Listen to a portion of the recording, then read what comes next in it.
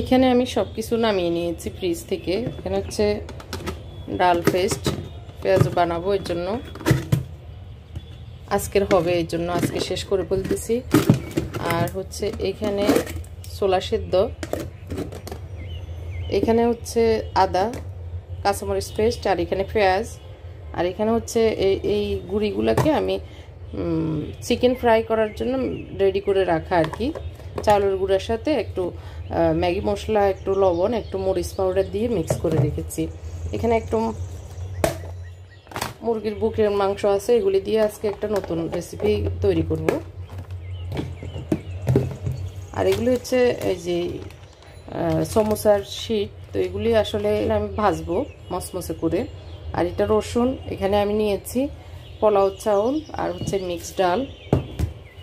এক আপু আমাকে রিকোয়েস্ট করেছেন একটু রাইস কুকারে কিভাবে রান্না করি, তো উনি হয়তো আমার নতুন ফলোয়ার, এর জন্য তো আজকে ওনার উদ্দেশ্যে আমি রাইস কুকারে খিচুড়ি রান্না করব, খিচুড়ি রান্নাটা দেখাবো। তো সেম প্রসেসে আসলে আমরা ভাত রান্না করি। তো এখানে আমি এক পট চাউল নিয়ে নিই। আজকের ইফতারিতে খিচুড়ি রান্না করছি, খিচুড়ি আর গরুর গোশত আছে গতকালকের, খাওয়াই হয়নি, গরুর গোশত রান্না করেছিলাম। তো এক পটে আমাদের হয়ে যাবে, তারপর আর একটু বাড়াই দিচ্ছি, হয়তো থেকে যাবে আর কি। নিয়ে নিই, আচ্ছা থেকে গেলেও থাকবে। আর এখান থেকে আমি দিয়ে দিচ্ছি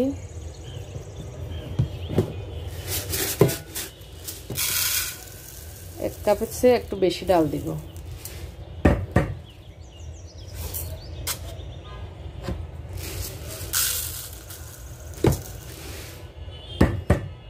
এটুকু ডাল দিয়ে আজকে খিচুড়িটা রান্না করব।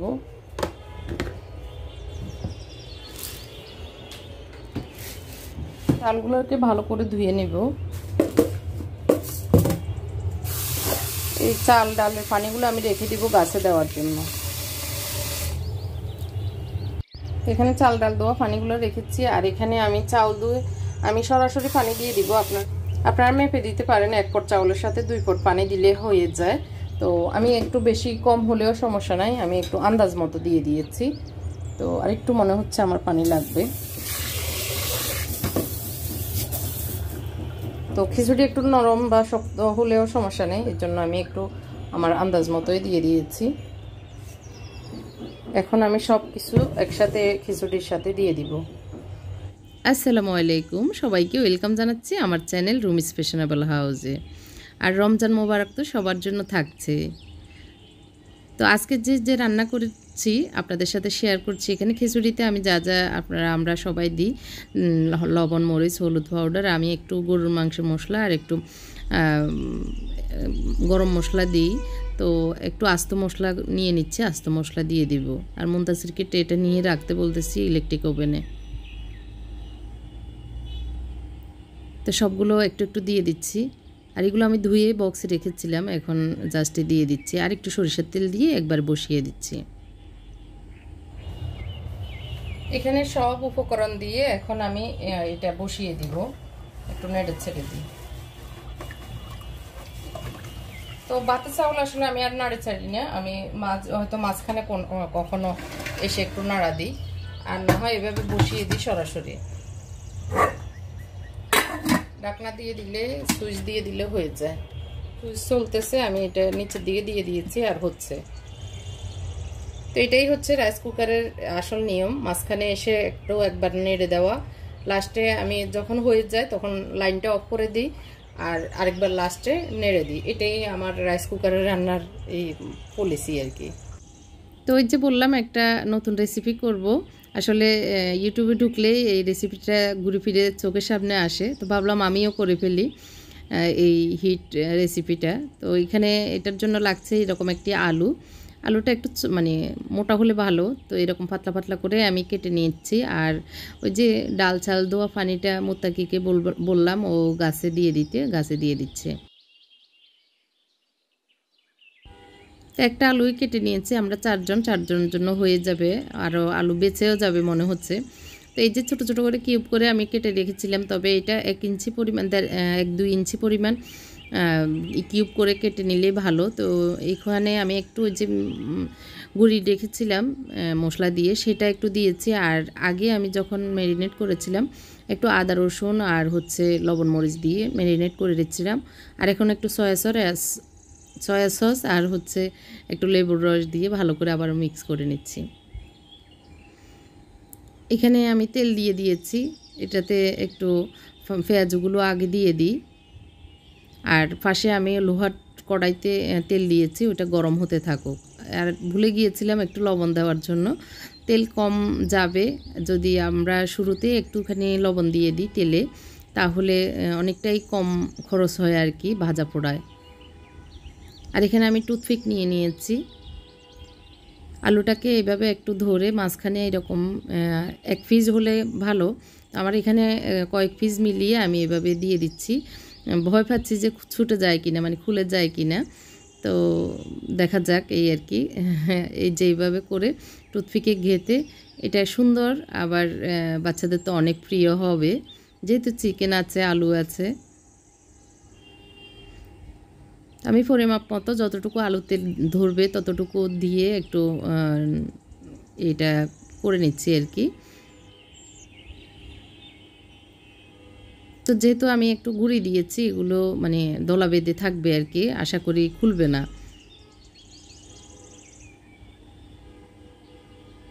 তো অল্প কয়েক পিস চিকেনে আমার অনেকগুলো এই পটেটো চিকেন হয়ে গিয়েছে। এখন আমি ভাজবো। এর ভিতরে পেঁয়াজ দুটো উল্টিয়ে দিয়েছি, আর মোত্তাকি ফাঁসে উল্টাচ্ছে। আর আমি বললাম যে এগুলি আমি ঠিক করে নিই, তুমি এগুলো উঠাইয়ে নাও।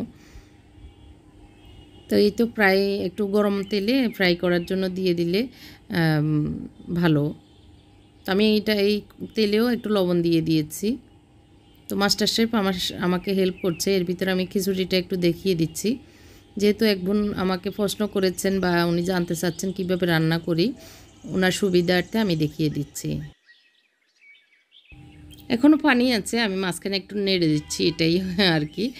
আর আসলে রাইস কুকারের রান্নাটা অনেক বেশি যে জটিল তা না, খুবই ইজি। জাস্ট পানি মেপে বসিয়ে দিবেন, হয়ে চুলাটা অফ হয়ে মানে রাইস কুকারটা অফ হয়ে যাবে, যেগুলো অটো আর কি। আর যেগুলো অটো না, ম্যানুয়াল টাইপের, ওগুলো আপনাকে এসে চুলা বন্ধ করতে হবে যখন হয়ে যায়। মোত্তাকি সব পেঁয়াজগুলো নিয়ে নিয়েছে। তো ওকে বললাম তুমি ওই সাইডের এই পটেটো চিকেনগুলো উল্টাও, আর আমি ছোলা ভাজিটা করে নিই। তো ছোলা ভাজিতে আমি যা যা দেওয়ার সব কিছু দিয়ে দিচ্ছি আর কি। এখানে পেঁয়াজ, রসুন, কাঁচামরিচ পেস্ট আর একটু জিরা ধনিয়া পাউডার দিয়েছি, আর একটু লবণ দিয়েছি, দিয়ে এখন ভালো করে ভেজে নিব আর কি। তো এখানে আমি অর্ধেক পরিমাপে দিয়েছি, আজকের পরিমাপে আর কি। একদম মসমসে করে এগুলি ভেজে নিয়েছি,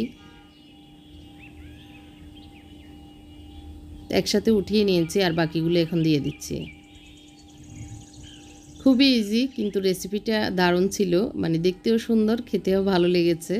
আপনারাও ট্রাই করতে পারেন, বাচ্চারা খুব খুশি হবে। এরকম খাবার ওদের সামনে যদি রোজায় ইফতারিতে দেওয়া হয়, ওরা খুবই খুশি হবে। তো বুট ভাজিটা হয়ে গিয়েছে, আমি এখন বাটিতে নিয়ে নিচ্ছি।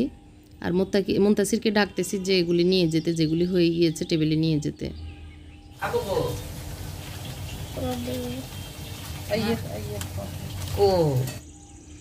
ওর আব্বু এখনো আসে নাই, ওর আব্বুর কথা জিজ্ঞেস করতেছে, আর আমি বললাম আসতেছে আর কি।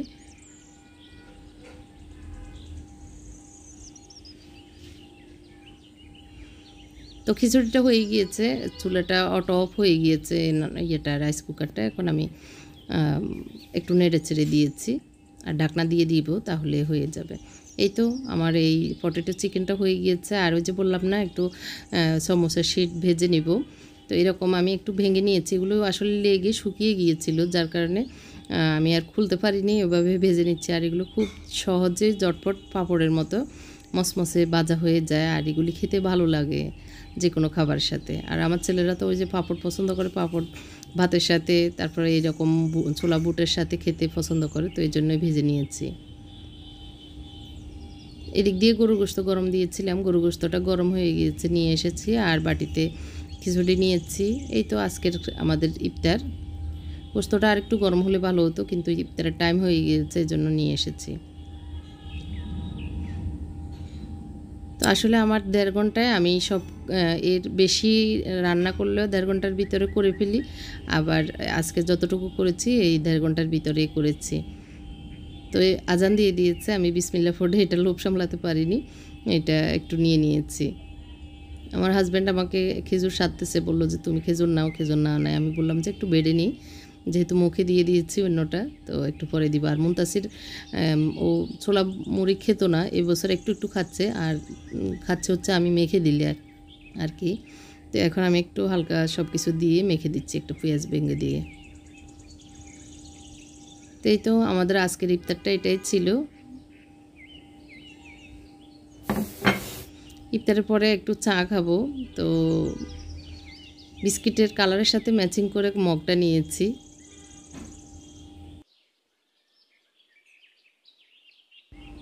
এখানে ডাই কেক নিয়ে নিচ্ছি, ওই দিন আমার ভাসুর এনেছিলেন। আর এই ডাই কেকটা আমাদের আসলে পছন্দ সবারই, আসলে আমার দর্শক যারা দেখছেন তাদেরও আশা করি এই ডাই কেকটি পছন্দ।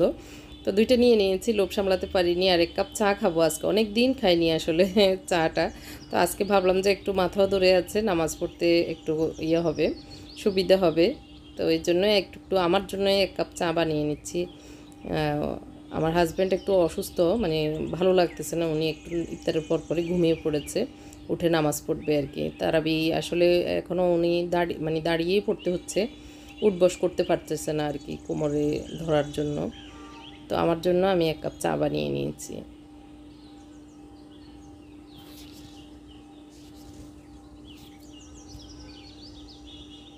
বিস্কিটের কালার আর মগের কালার সেম হয়েছে, দুধ মনে হয়েছে একটু কম হয়েছে, আমি একটু চা দুধ চায়ে একটু দুধ বেশি দিই, তো যার কারণে আর একটু দুধ দিয়ে দিয়েছি। খুবই টেস্ট ছিল চাটা। আর মজা করে একটু রিল্যাক্সে নিরিবিলি বসে খেয়ে তারপর নামাজ পড়া শুরু করব।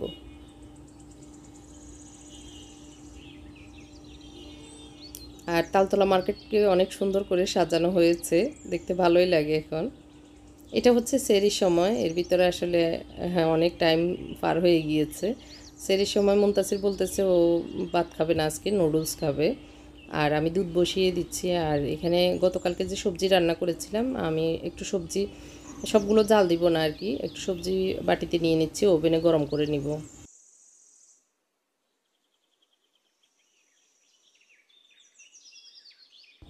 তো মুনতাসিরকে বলে দিচ্ছি যে এটা 2 টিপ দিয়ে একটু ওভেনে দিয়ে দিতে, আর খিচুড়িটা 1 টিপ দিয়ে 30 সেকেন্ড দিয়ে ওভেনে গরম করে নিতে, টেবিলে দিয়ে দিতে। আর এদিক দিয়ে আমি নুডলসটা বসিয়ে দিচ্ছি, প্রথমে মশলাগুলি দিয়ে দিচ্ছি ওর জন্য আসলে যেভাবে রান্না করি আর কি। আর এই তো 2 প্যাকেটই দিচ্ছি, যেহেতু সারাদিন রোজা থাকবে আর কিছুই খাবে না, তো এই জন্যই। গরু গোশত একটু দিব, আর ডিমও একটা দিব, এটা আর কি। মশলাগুলি দিয়ে এখন নুডলসটাও ভেঙে দিয়ে দিচ্ছি। তো একটু অলিভ অয়েল দিয়ে দিচ্ছি, আমি যেভাবে করি একটু নুডলস দেওয়ার পরও একটু তেল, একটু লবণ আর একটু গুঁড়ো মরিচ দিয়ে তারপরে হতে দিয়ে দিই আর কি। তো এটা হতে থাকুক, আর এদিক দিয়ে গরু গোশতটা বসিয়ে দিই, এটা গরম হোক। আমার হাজব্যান্ড নামাজ পড়তেছে, আমিও পড়ে এসেছি, তো এর ভিতরে সব কিছু একটু গরম করে টেবিলে দিয়ে দিচ্ছি, আস্তে আস্তে বসে যাবে সবাই।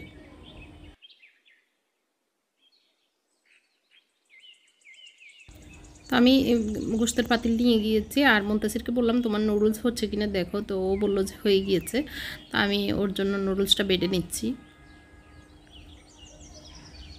তো এই তো আমাদের আজকের সেহরির খাবার দাবার যেভাবে তৈরি করে রেডি করে নিয়েছি আপনাদের সাথে শেয়ার করছি বা করেছি। আর এইখানে আমাদের গ্যাপ হচ্ছে, আমাদের বড় ছেলেটা নেই, আমরা 4 জন, আর পরিপূর্ণ হচ্ছে আমাদের বড় ছেলেকে নিয়ে। তো আল্লাহ সবাইকে ভালো রাখুক এই দোয়া করে আমার আজকের ব্লগটি শেষ করছি। আল্লাহ হাফেজ, আসসালামু আলাইকুম।